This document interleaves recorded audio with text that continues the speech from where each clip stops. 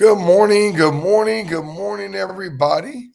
This is Pastor Nick. It is another, let's call it Magnificent Monday. There's a great name, right? It's a day we get to start our week. We get a fresh start. It's a day that we came out of Sunday, which was church day, and we hopefully got a great word. But just really, really excited for today. I'm excited for this particular day because today is the day that represents my wife's birthday. So I'm always very, very excited about her and her birthday because she is such an amazing woman. I'm just blessed to have her in my life. She is the reason why I have life. So I'm very, very thankful. Would you say, Pastor, she ain't your mama? Yeah, but if she wouldn't have been around, I don't know if Pastor Nick would still be here. So I'm thankful to her always. Amen. Today, I want to take a little bit of a shift on our Marketplace Monday broadcast. I know that we've really talked a lot over not only the beginning of the year, but most towards the end of last year. We've been really focusing on employees and talking about employees. Today, I want to start talking about businesses. And this can help you whether you're an employee or a business owner, especially if you're a believer, because there should come a time when you want to own something, when you want to own a business. And the best time to prepare to own a business is when you're not thinking about it. Because a lot of people start thinking about owning businesses, and then they get all jacked up, and then they just get into business, and it's a disaster because they didn't plan, they didn't prepare, they didn't understand. And the best time to plan, prepare, and understand for a business is when you're not looking to get into one. That way you can kind of step back and you can be very, very objective about what you're learning and about what you're seeing. So today, as we talk about why businesses win and lose in the marketplace over the next several months, the topic for today is why most businesses struggle with cash flow, not sales. So one of the things I really want to point out today is what's the difference between cash flow and sales. And I know it sounds real simple, but just stick with me because most businesses in America do not fail because of lack of customers. Let me say that again. Let me say it slow for the people in the back. Most businesses, 82% of businesses, do not fail because they have lack of sales or lack of customers. They fail because they mismanage cash flow. They fail because they mismanage cash flow. Understanding this distinction is what separates businesses that survive from businesses that scale. We need to understand that. So that's what I want to talk about is we shift gears and begin to talk more and more about businesses, why they win, why they lose. I want to start with one of the most misunderstood issues in the marketplace today. Like I said, most people think businesses fail because they don't have enough sales, they don't have enough business, they're not selling enough product, they need more products, they need cheaper prices, there's all kind of things, right? And it sounds good and it sounds logical, but it isn't really what's wrong. The reality is most businesses struggle not because of sales problems, but again, because of cash flow problems, right? So let's unpack that today. And let's see what that really means. Why good businesses still fail, and what business owners and employees need to understand about how money actually moves through their organization. So write this down. Point number one: sales and cash flow are not the same thing. Sales and cash flow are not the same thing, right? So let's look at this fundamental truth. You can be profitable on paper and still go out of business. Now, I'm going to use an extreme example, but let me just give you an example. Let's say you have a business that is a furniture manufacturer, and let's say their payroll is $20,000 a month to pay all their employees. And let's say on the first day of the month, they sell $80,000 worth of furniture. Done deal. Sold, whole 9 yards. Paid for, man, people put it on their credit card. But they cannot access the $80,000 that they just sold until they deliver the furniture. Think about what I'm saying. The furniture is coming from Austria in Europe. The furniture takes 6 weeks to make, and then the furniture takes another 6 weeks to ship. That's 90 days. They sold that on the 1st of January, and they're not going to be able to bill the customer or get a penny for 90 days till March. They got to still pay the electric. They got to still pay the rent. They got to pay their employees. A lot of times they got to pay the sales guy on a sale he made that they've not even got paid for. So we need to understand sales represents revenue booked. Cash flow represents money received or money available. Write that down. Sales represents revenue booked. Cash flow represents money available or money received. And you got to understand, every business is different. And based on revenue booked and money received and the waterfall of that, how that money starts and trickles down and comes in, determines how you're going to set your business up, or what your business needs to start, or what your business needs to sustain survivability. In the particular industry I work in technology, it could be 6 to 18 months. When I sell a $2 or $3 million deal, it could be 6 to 18 months before we ever see a penny. Think about that. For 6 to 18 months, you got to pay employees. You got to pay sales guys. You got to pay travel. You got to pay events that you do. You got to pay the marketing people, right? You got to pay insurance. You got to pay taxes. You got to pay all that before you ever collect a penny. So according to the data frequently cited by the U.S. Small Business Administration, and the Small Business Administration is a great place to go for you to collect data on what you're researching, to understand what your challenge is and how it affects the majority of businesses. But what they say is a majority of small businesses' failures are tied to cash flow mismanagement, not sales, not lack of funds. And what are some of the common issues? Well, what I just talked about: long payment cycles, long sales cycles, long procurement cycles. Number one, first and foremost. The next one is high fixed costs. What does that mean, Pastor?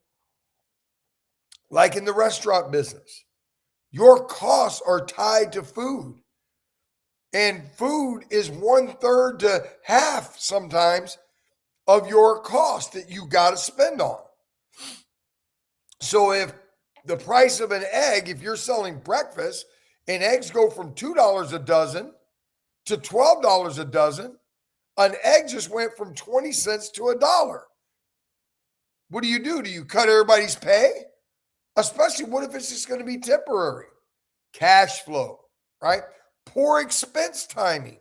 You go out and do things and spend money before you have money, right? Growth outpaces cash reserves. So what's the point here? Sales feed the business. That's what sales do. But cash flow, write that down, keeps it alive. Cash flow keeps it alive.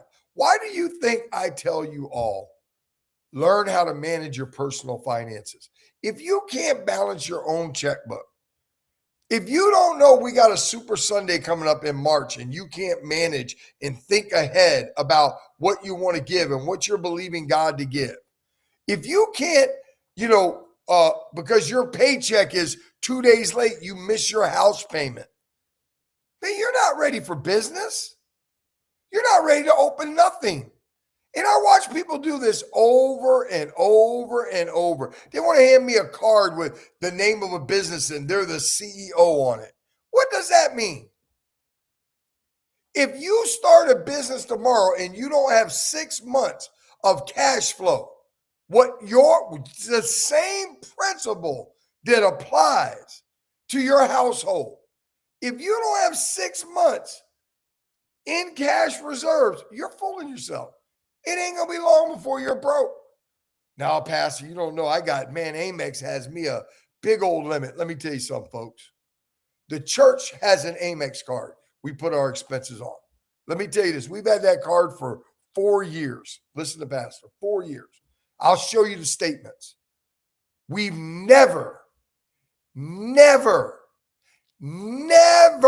have had a balance. Never carried a balance. Pay it off. And we never will. The times we didn't have the money to pay, me and my wife put the money in to pay. We will not have a balance. That's a principle how we're running the business, right? Because there's a business side of church. There are things we got to have, we got to pay for. We can't tell the people we don't have it. Oh, we don't have the lights this week. Sorry, we can't do that. So there's, even in ministry, there's a business side, and you got to structure and run it. Same with your business. You cannot run it like your personal bank account. It's got to be set aside. It's got to be ran the right way. Point number 2, growth, watch this, can actually create cash flow problems.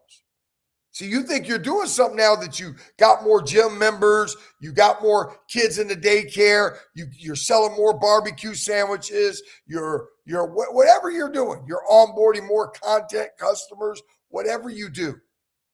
But this is where many people get confused because they feel like sales, when they're selling and their products being purchased, growth feels like success. But unmanaged growth is dangerous. Listen, folks, I bankrupted almost a 15-year-old London-based IVR company because I kept telling them, we're going to sell, we're going to sell, we're going to sell. Y'all got to get ready. Y'all got to get ready. It took me 6 months to build the whole system. But in 15 years, they've never seen it work. And within 3 months after I got everything going, we sold more than they ever sold in the history of the company. They didn't know how to scale. They didn't know how to onboard more people. They didn't realize that when I hired the group that I hired, yeah, we were going to be selling and bringing in stuff, but we weren't getting paid for a long time. So we got to keep selling. So research and case studies referenced by Deloitte, which is a great, a consultancy firm on business, shows that rapid growth often increases these things: payroll obligations, inventory cost, marketing spend, and operational complexities. What does that mean, operational complexities? Well, let's use a simple business. Let's use a business like a grass cutting company. Well, now you go out and you get 10 more yards. Well, the crew that you currently have today is maxed out and you don't have a good leader. So yeah, you can go hire some more people, but who's going to lead them? This is one of the biggest problems in daycares, one of the biggest problems in restaurants. Why do you think I will not own a restaurant? Why do you think the church never opened our daycare? Ain't no way. There's no worse business. I would never own a restaurant, ever. I would never own a daycare, ever. Are they good businesses? They can be, yes. But they're a ball and chain. Why? Because if you're not there as an owner-operator every minute, the complexities will catch up to you and the complexities will overtake you. Why? Because all of these things, the need to hire more people, the need to bring in more inventory, the need to do all those things happen sometimes long before sales happen or long before you can, watch this, service the sale. So businesses can be this: winning customers, but losing cash flow, expanding operations, not making more money, hiring aggressively, and not having the money to pay the people they're hiring. They could be bleeding cash, right? So growth, write this down, growth without discipline turns success into stress. Growth without discipline turns success into flesh. So we'll pick back up on this next week. I want to talk more about it. But here's the thing we need to be thinking about. Businesses don't win and lose based on sales alone, based on customers walking in the door. Businesses win and lose based on how well they manage cash flow. If you're a business owner, this should challenge your growth plans. This should challenge the way you think about businesses. I asked my wife one day, I'm like, well, why do people not, I ask them and, they'll come by and they'll tell me this stuff. Why don't they come to me beforehand? She tells me, she says, honey, because you're going to ask them questions that they know you're going to ask them that they selectively chose not to address. And it's just none of your business. Oh, I see now. Listen, folks, failing to plan is planning to fail. That's all there is to it. And we're going to go over the next 6 months. You're going to learn a lot of things about business, about how to be a successful business owner. And this is coming from a person who has built businesses, who have built revenue, who has built millions from small businesses to large businesses. I've built millions of dollars of revenue throughout my career. So this isn't somebody that's just reading about it. I understand it. Amen. So I hope this benefited you. Join next week. If you know a business owner, get them to join. Listen, they may not learn things, but a lot of times some of this stuff just jogs your memory about things you need to know, you need to understand. Listen, if you screwed it up, that's okay. Start fixing it one block at a time. It doesn't mean it's over. It doesn't mean you have to close your business. Just start fixing it and planning better for it. Amen. I love you. I love you. I love you. Till next week, Pastor Nick saying, enjoy life.